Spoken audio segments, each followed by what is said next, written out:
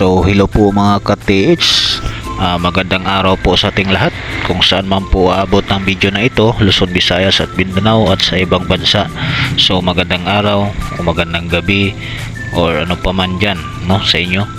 So tayo po ay naghahanap mga ka-TH ng isang treasure na ayon po sa isang mapa na nagtaturo po na ang area na ito ay mayroong isang nicho na nakabaon, no mga ka-TH, kaya hinahanap po namin dito sa portion na ito. So napakasukal po talaga sa mga damo. So meron po tayo ditong live pointer mga ka-TH. Ito po ang kagandahan dito kasi meron po tayong live pointer, no. So ayon po sa kanya or ayon po sa mapa na sinasabi na dito po talaga sa area na ito, no, ang nicho na yun. At ayon po sa ating live pointer mga ka-TH ay talagang nakita po niya mga ka-TH, no. So medyo nahirapan po kami dito mga ka-TH kasi makikita nyo po yan, no, na napakalaking truso. Diyan po kami dumadaan mga ka-TH, no, papunta doon sa area na sinasabi.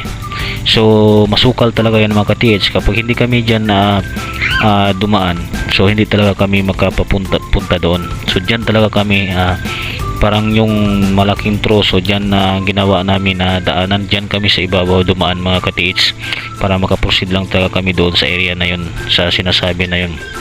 So buong araw po kami dito mga ka-TH na naglalakad, no.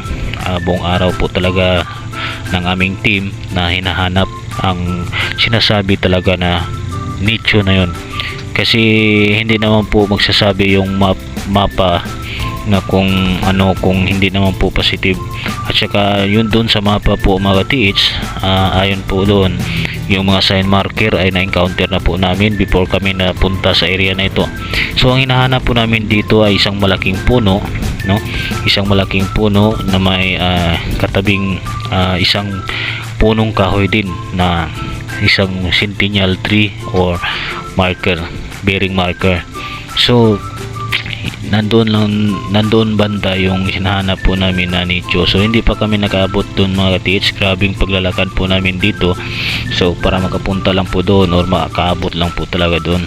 So grabe, makikita nyo po mga ka-TH, ang hirap dito sa dinadaanan po namin, ano. So ganun talaga mga ka-hunters, no, ang at buhay ng isang treasure hunter. So talagang papasokin mo talaga kahit gaano kahirap. So magkaroon lang po tayo ng swerte, so para makaahon po tayo kahit papaano, makaahon tayo sa ating buhay, sa ating kahirapan, no. So ganun lang po mga ka-hunters, no.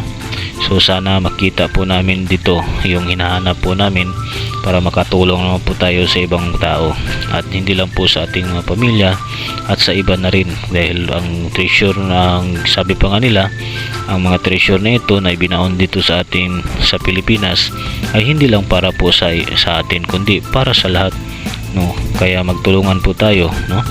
So kung kayo po dyan ay mayroon pong mga treasure site area, so wag po kayo makatubili mga TH, message lang po kayo, magtulungan po tayo.